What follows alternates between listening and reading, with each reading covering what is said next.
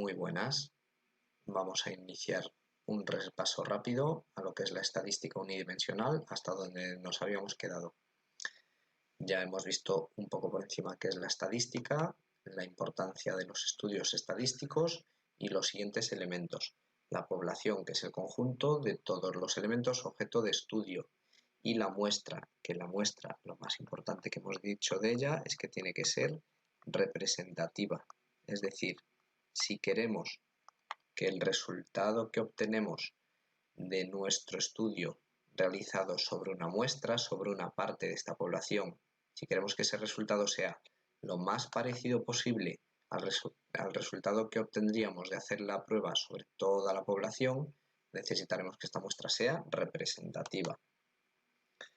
Bueno, pues cuando nosotros hacemos un estudio, lo hacemos en realidad buscando una serie de variables estadísticas que son las características que nos interesan de esa población.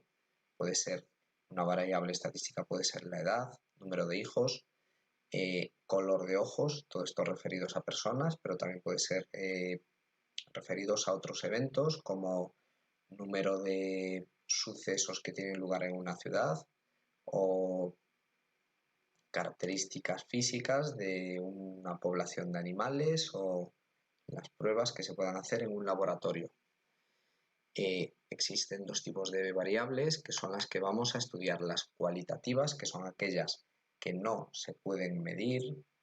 Algunas de ellas de las que hemos dicho son color de ojos, preferencias políticas o intención de voto, gustos, cuando se hace un estudio de marketing, se hacen estudios estadísticos, todas esas van aquí, en las variables cualitativas. En las variables cuantitativas lo que tenemos son todas aquellas que se pueden medir, no solo medir, sino también ordenar. Por un lado tenemos las variables discretas. Las variables discretas son aquellas que toman un número determinado de valores. Son todas las que podríamos decir que utilizan números contables. Por ejemplo, número de hijos, número de hermanos, edad, número de atracos en una ciudad o sucesos que tengan lugar de algún tipo. Todas esas son variables discretas. Las variables continuas en general son todas las que tienen que ver con magnitudes físicas, como por ejemplo en pruebas deportivas, tiempo, lanzamiento de peso o cualquiera de ese estilo, pero también referidos a personas, pues peso, altura y otras más de ese estilo.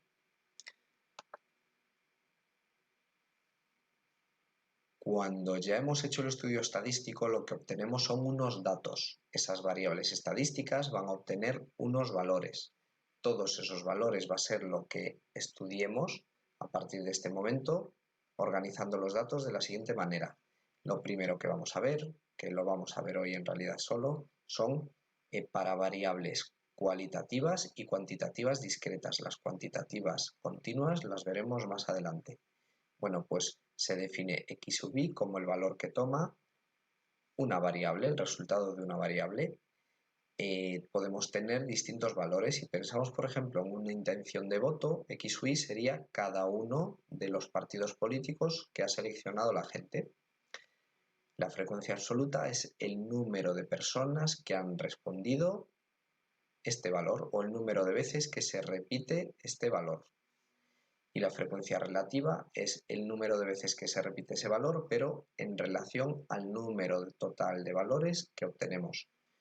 Todos estos datos se agrupan en una tabla de frecuencias y vamos a verlo con un ejemplo. Estos son los datos que habitualmente se dan como datos iniciales, los valores y la frecuencia absoluta. Vamos a obtener la frecuencia relativa.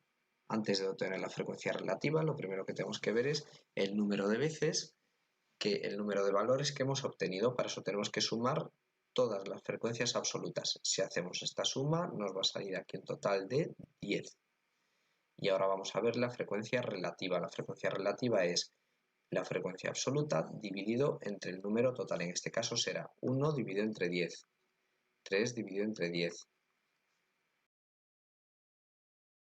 Además de los valores decimales, esto podría ser 0,1, 0,3 y así sucesivamente, es casi más frecuente utilizar porcentajes. En este caso, si hacemos el cálculo, nos saldrá 10%. Lo voy a poner entre paréntesis. 10%, 30%.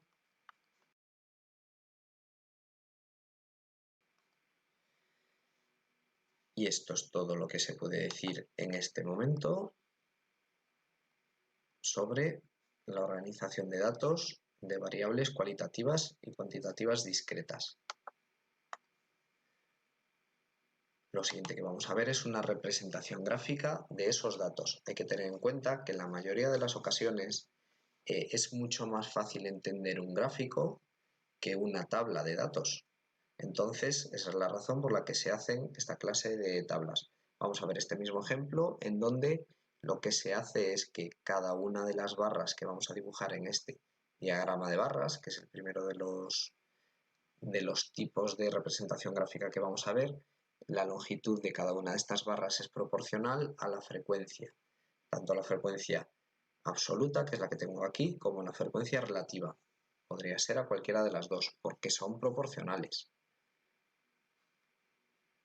En el ejemplo que habíamos puesto, que era el lanzamiento de dados, pues nos salía el 1 una sola vez. El 2 creo que nos salía 3 veces. Bien. El 2 nos salía 3 veces y por lo tanto la barra que correspondería hacerla aquí sería 3 veces la longitud de esta. El siguiente es 0, por lo tanto lo dejamos así.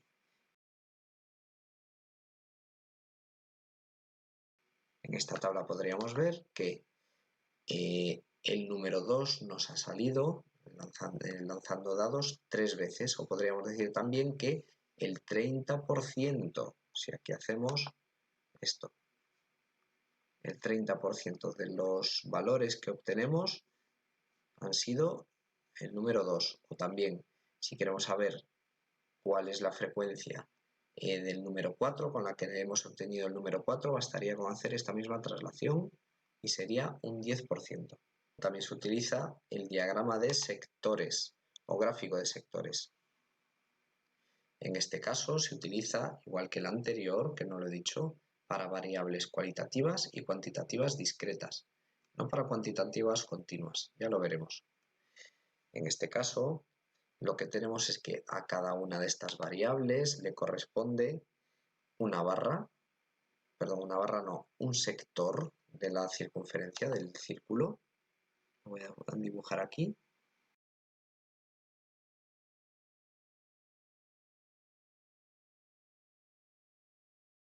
A cada valor le corresponde una parte del sector o un sector proporcional a su frecuencia, absoluta o relativa. En este caso lo que tenemos es que, no sé si lo recordáis, ni siquiera si lo había dicho, pero la suma de las frecuencias absolutas, en este caso va a dar un valor, que habrá que calcularlo para saber cuál es, pero la suma de todas las frecuencias relativas es 1 o es el 100%. Bien, pues en este caso vamos a tener lo mismo, la suma de las frecuencias relativas es igual a 1 y la suma de todas las frecuencias tiene que ser los 360 grados que tiene el interior del círculo. Pues bien, eso nos quiere decir que a cada frecuencia relativa le corresponde un ángulo, que es el siguiente, su valor h sub i por 360 grados. Vamos a poner un ejemplo. Si tenemos una frecuencia relativa de un 25%, un valor cuya frecuencia relativa sea un 25%, pues bien, a esa frecuencia relativa lo que le corresponde es un ángulo como este 0,25 por 360 grados, es decir, si hacemos el cálculo, 90 grados. Y si ahora lo representamos aquí, veríamos que sería 90 grados es un ángulo recto. Sería esta parte. Todo lo demás se completaría con los siguientes valores. Vamos a ver un ejemplo más adelante, completo, incluido con un diagrama de sectores. Todavía faltaría una representación más, que es el polígono de frecuencias. Este se utiliza únicamente para cuantitativas discretas. Y vamos a ver en esta gráfica de aquí arriba ya cómo se representaría. En la parte superior de cada barra habría que ir marcando un punto y uniendo.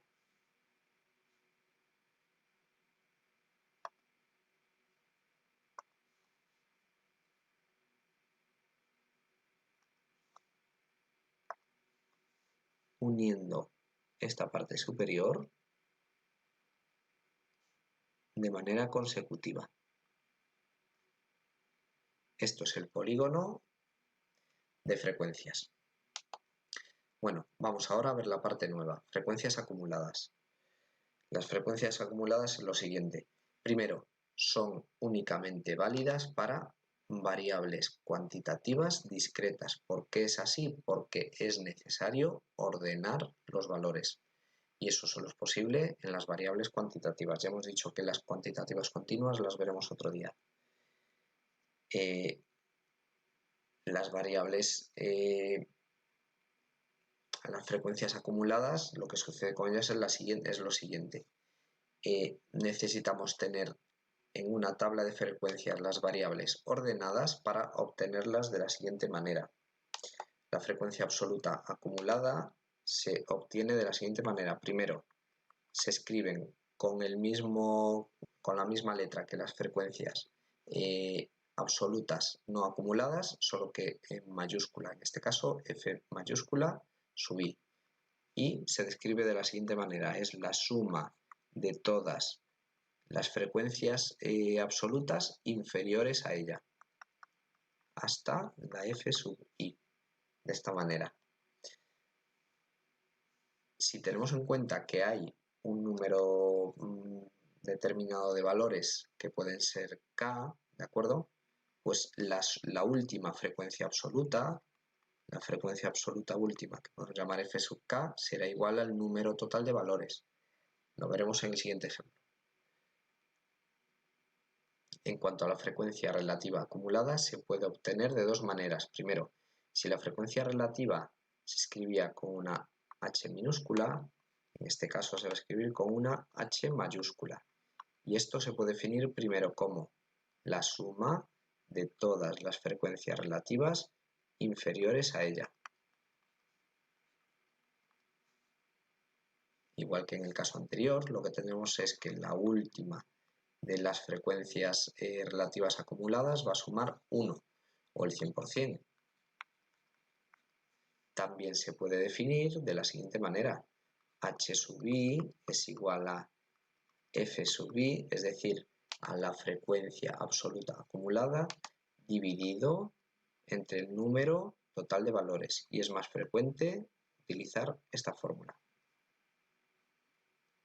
Vamos a verlo con un ejemplo que creo que será más sencillo. Recordemos, habitualmente lo que obtenemos es, a partir de una variable, nos dan como datos los valores y además la frecuencia absoluta. En este ejemplo lo que tenemos es que hemos hecho una encuesta con los alumnos de la clase y hemos preguntado qué número de hermanos tienen, cuántos hermanos tiene cada uno de ellos. Han respondido que no tienen hermanos 6 alumnos, que tienen un hermano 8. Y así hasta el máximo que ha sido 6 hermanos. Bueno, pues vamos a obtener las frecuencias relativas. Primero, para obtener las frecuencias relativas habrá que saber el número total de valores y si lo sumamos veremos que son 25. Entonces las frecuencias relativas serán 6 dividido entre 25, 8 dividido entre 25.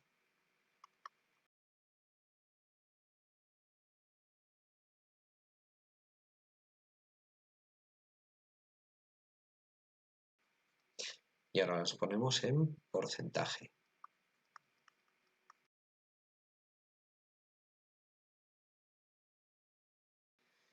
Bien, pues lo siguiente que tenemos que obtener son las frecuencias absolutas acumuladas. Como hemos dicho, la forma de obtenerlo es sumando a cada frecuencia la anterior. En este caso, en el primero de ellos, tenemos que la frecuencia absoluta acumulada del primer valor coincide con la frecuencia absoluta, sin más, ya que no tiene valores menores, pero en este caso, por ejemplo, ya podríamos decir que la frecuencia absoluta acumulada del valor 1 será 8 y 6, es decir, 14. con el siguiente serán 6, 8 y 5, es decir, 19. Así con los demás. Habíamos dicho aquí arriba que la última de las frecuencias absolutas acumuladas es igual al número total de valores. Aquí lo vemos. Estos 25 coinciden con estos 25. A la hora de hacer la frecuencia relativa acumulada, se puede hacer de dos maneras. O dividimos estos valores entre 25 o vamos sumando estas frecuencias 0,24 en este caso, en el siguiente 0,24 más 0,32, daría igual cualquiera de las dos.